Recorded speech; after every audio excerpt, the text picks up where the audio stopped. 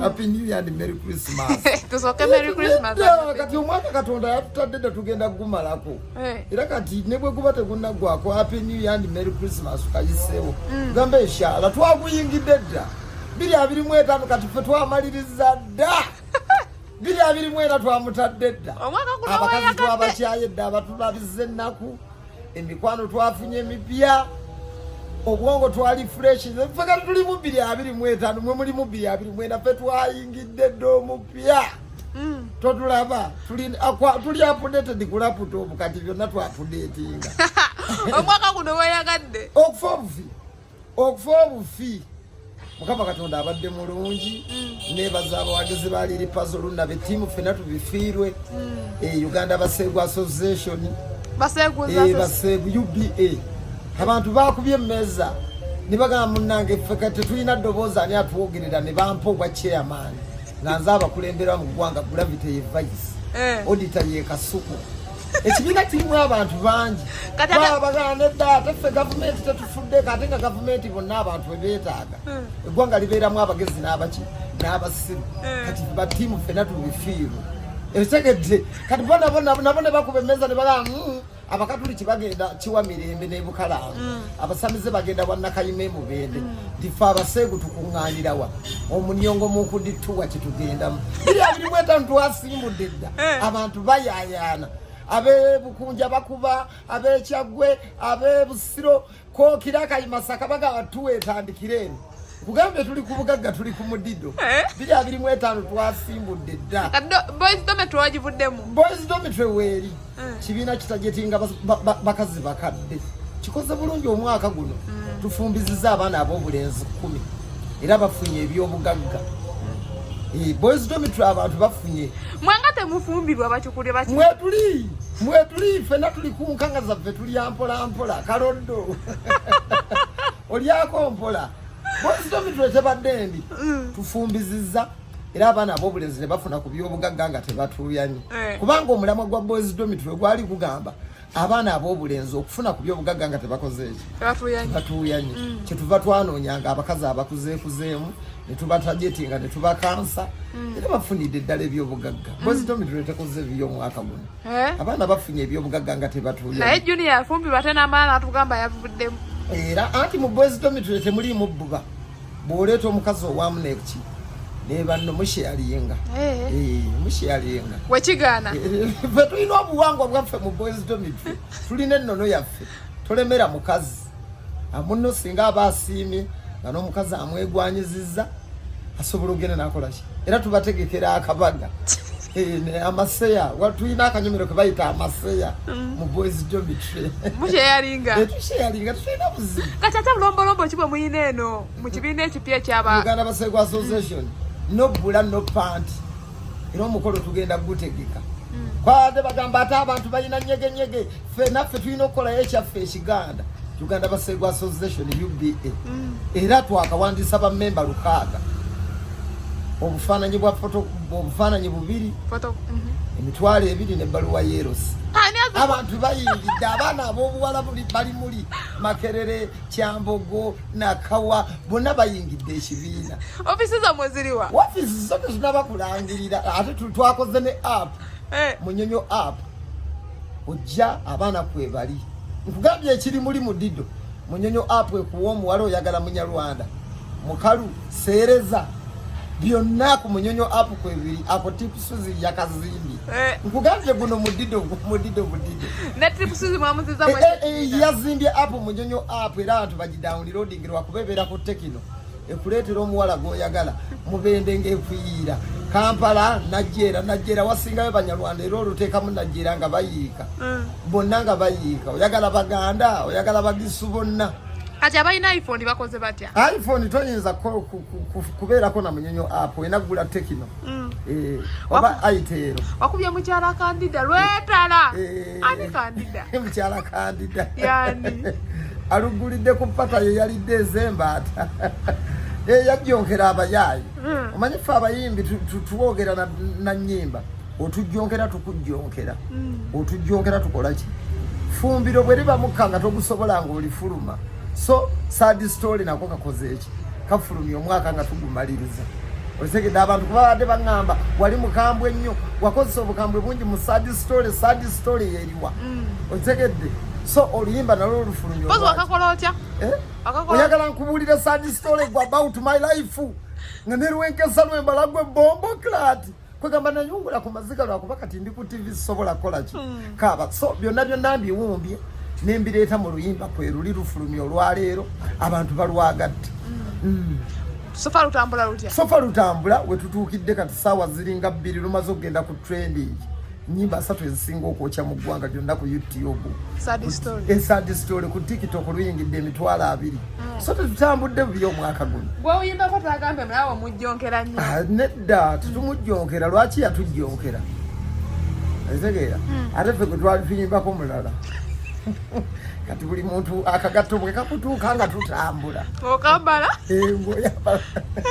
ng'oyambala tugende tutambula ate yakuwa remix y'oluyimba tagenze bweru mujjanjaba kojja wange Dr. Jose Chameleone kibadde kyetaagisa ekibadde kyetaagisa kubanga privacy tubadde tetukyalina ekola ki emala abagenyi nga bangi ab'ebitiibwa baminisita otegeera abakungu naffe abayaye be otegeera kati ffenna nga tukyasobola mukuumirawo ennakasero so faza notice n'abeera ng'alina kukola ki kweyongera wabula ekinkoze obubi ate nze sigenze nze mbadde omwe alina okubeera ku balwadde abajjanjaba ndye ku bintu ng'omanye ekiri ku wali ng'ojjanjaba kojja buli kimu kituukira mbudde mbadde nja kuva mu Amerika nga ngezza amatama so kyankubye enkukwe kinkubye bununu kubanga sisobodde kulinnya nnyonyi genda nakujjanjaba kojja wange so am disappointed n'abakoze program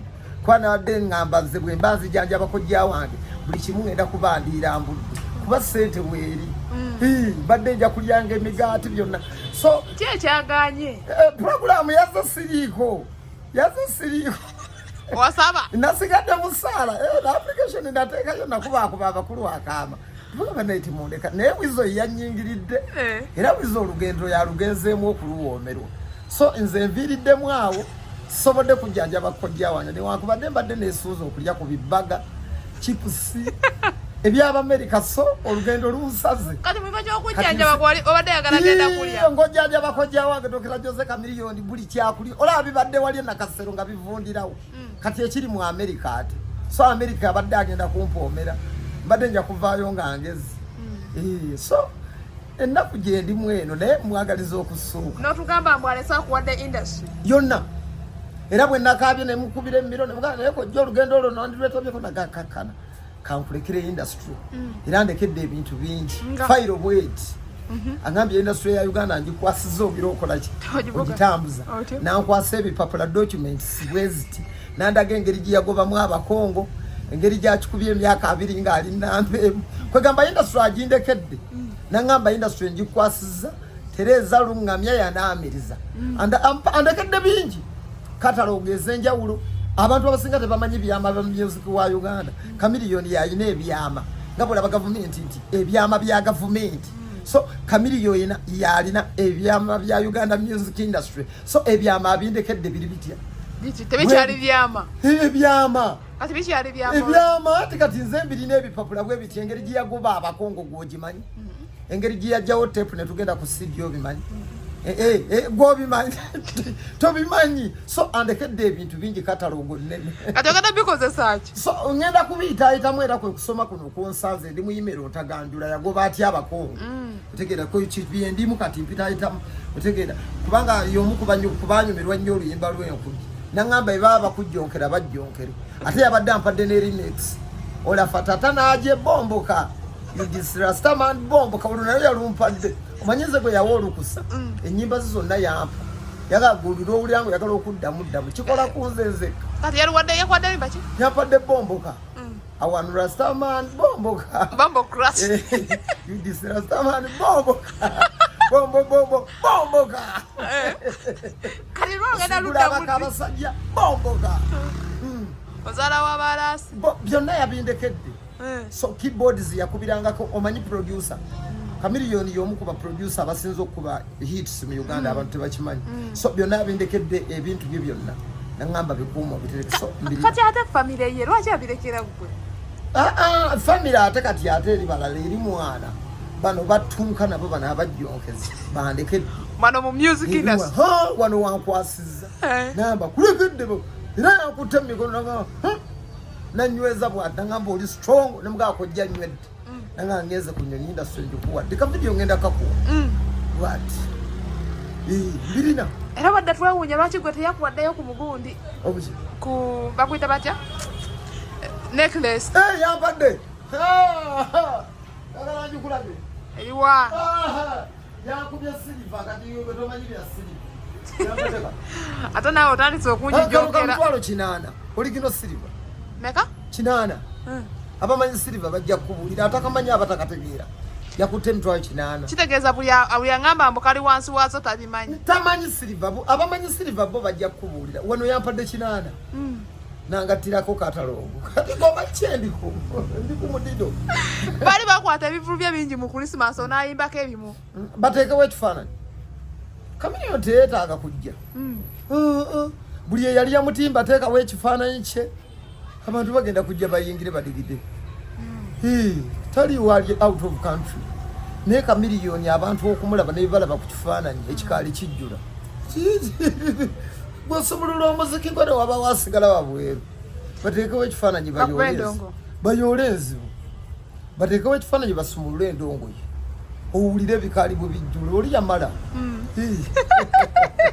yatereera ozaako ki ensujju bagigaana ani oyo ayita mu kiryo kyange bagigaana male nkusimba evivi nkugagambula obumuli ensujju ejja ate abeeka Masaka bangambye kati festival gy'oba ogireeta era gyo twali mu kulambula ennyonyi weegenda okugwa bannamasaka okulinnya ennyonyi nga tebalina ki visa na passport aye ne baŋŋamba era ne mbateerako ente abeeka ente 10 tugenda kuzirya ewaffe Masaka kuba bagamba nti n'okola omukolo omuwala gwe wali weesunze okuwa Sayirini ntale n'otamuleeta kyebavudde bakuba emmeza ne baga ku luno ensujju gireetebamutwala bangobera ku Facebook naye nkyalinza ekiwandiiko mbuwandiike mbutongole gwe tomanyi ate abakazi bazibu ayinza okutya nga nziriddemu you never know naye wamukola ki tewali just nabiraba bangobera ku social media naye nkyalinda ekiwandiiko mbutongole teyakuwa nsonga abangoba banfubutula katokaabe ewokaaba ate nkyali mu depression tondaba amaaso bwe gankanuse oba ozzeewo omulala ekyango byangatto engatto gye nayambala ku festival n'essuuti gye nayambala endabirwamu yamusala obulago so kyangobya nenzikiriza ate munaye musajja muno bwakusinga ensumika okkiriza lwaki tofunawo omulala wagoba Irene yekka ate munaye waliwo abalala ate munaye yandeetera ebizibu buli muwala gwe neegwanyiza nga ngamba gende wa Irene kakati naye ndi ku muddiwo wadiba yanganga watijja wano era sikyatijja mulaavu abawala bonna benkwata baganga watijja genda bakuyambe genda Irene akuyambe aya naye muwanjagira takyandabawo ekintu kyayi yakoowa sigala kolima yakubayo akayimba ate naye abakazi bazibu osigala message osindika kati oli gwaba afunye bwali munyiiza gwe yafuna oligenda okulaba message abudamu nga hayi nga omanya nedduwa ya kamulali ensaba kugamba omusabira byali byononeka edduwa ya kamulali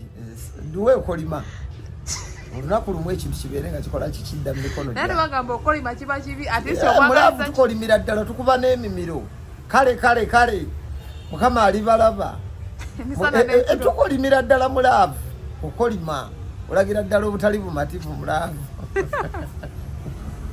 kati olwo kisaawe Masaka mutwala festival ensujju festival waffe Masaka edi Kansas tuse munnamasaka bafana walukagga buli muyimbi yasomoka Luweera yagenda okwaniriza ate abagenyi kojja wange ajja kubaawo nye inshallah wali nnyo mu mukolo mwezi kyoko gwo planinga tuplaninganga mu mwaka wakati omwaka ate bwe nalwogera bajja kunteekako sho oli ayinza okuteekayo emipiira bantu bazibu nga bakujjonkera nnyo ateekawo omupiira ogw'obwereere Atekawo mpira gw'abawulu n'abafumbo. Ekintu n'akiyiwa kuyingira bwereere. Bakujjonkera bannange. Bazijonkera naye yensi mwe tuwangaalira. Fiina baako obugambo bw'omugamba. Bantu batusinga no bagamba oluyimba balimbidde Fiina. Nayimbye mukyala Candida sinaba kumuyimbako. Alugulidde ku pata gwalidde ez'embaata. Sad story yange gye nnyumyange eswaza. Mukyala Candida tanyumidde nnyo butaala. Buuza abamumanyi agenda azuuza Candida. Enyimba ezo babaganye nzimba mu nnaku enkulu zino. Gabaagala kyate bwe tuyimba eri nga tugira kati wana twakubye engoma eŋŋanda. Tuli mu nnono na buwangwa mwe tugira ki? Mutambulira. Mwe tutambulidde. Era ne radio ne TV ku luno zineekwasa kirala. Twayimbye ku luno. Bakube bukubi. Kintu kiri malidaadi kalo. Kyaka luno lusinga genda okula emmotoka. Olwa. Gundi sad story. Katonda wange. Ffe wali ebyonoonese we tutajetinga. Tuyite nga byonoonese. Totuyitanga bintu biri serious. Ffe tuyite wali ebyonoonese. Tuwakula entalo ku bbeeyi layisi. Tusobola n'okukolera. Mutala mugulawo ekibiina. Ekyakuwakula entalo. Tuwakula entalo ku bbeeyi layisi. Ate bwe tusima tuyinza n'okukolera obwereere. Temuzikoowa. Ffe buli kintu. Temuva stress. Kati tuli eno ku TikTok ffe n'olutalo tulweyingizaamu kati tukoyomba buyombi. Ebirala byonna ebisiga tusimbule, ebisigadde byonna tunaabiraba tusooke tukole ki? Tusimbule. Ffe tusimbula busimbule. Mulabeera bulungi. Happy New Year and Merry Christmas.